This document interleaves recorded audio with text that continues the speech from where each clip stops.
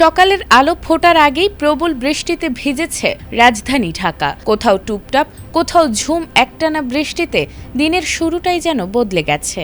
আকাশ জুড়ে কালো মেঘ আর থেমে থেমে বইছে বাতাস। এমন আবহেই আবহাওয়া অধিদপ্তরের নতুন সতর্কবার্তা জানাচ্ছে, দিনের বাকি সময়েও স্বস্তির খুব একটা সুযোগ নেই।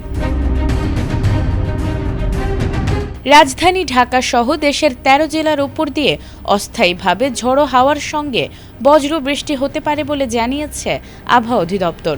এ কারণে সংশ্লিষ্ট এলাকার নদী বন্দরগুলোকে ১ নম্বর সতর্ক সংকেত দেখাতে বলা হয়েছে। সঠিক প্যাড আর সঠিক তথ্য দিয়ে এসব সামলে নিব এক হয়ে। Monalisa sanitary napkin. মঙ্গলবার দেশের অভ্যন্তরীণ নদী বন্দরগুলোর জন্য প্রকাশিত পূর্বাভাসে এ তথ্য জানানো হয়েছে। আবহাওয়া অধিদপ্তরের দেয়া পূর্বাভাস অনুযায়ী রংপুর, দিনাজপুর, বগুড়া, টাঙ্গাইল, ময়মনসিংহ, ঢাকা, খুলনা, বরিশাল, পটুয়াখালী, নোয়াখালী, চট্টগ্রাম, কক্সবাজার এবং সিলেট অঞ্চলের ওপর দিয়ে দক্ষিণ অথবা দক্ষিণ পূর্ব দিক থেকে ঘণ্টায় ৪৫ থেকে ৬০ কিলোমিটার বেগে দমকা কিংবা ঝোড়ো হাওয়া বয়ে যেতে পারে। একই সঙ্গে হতে পারে বৃষ্টি অথবা বজ্রবৃষ্টি। এ অবস্থায় এসব অঞ্চলের নদীবন্দরগুলোকে ১ নম্বর সতর্ক সংকেত দেখিয়ে চলাচলের সতর্ক থাকার নির্দেশনা দেয়া হয়েছে।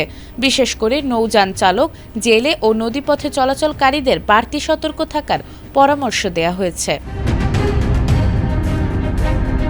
সকালের বৃষ্টিতে রাজধানীর অনেক সড়কে ধীরগতির যান চলাচল দেখা গেছে।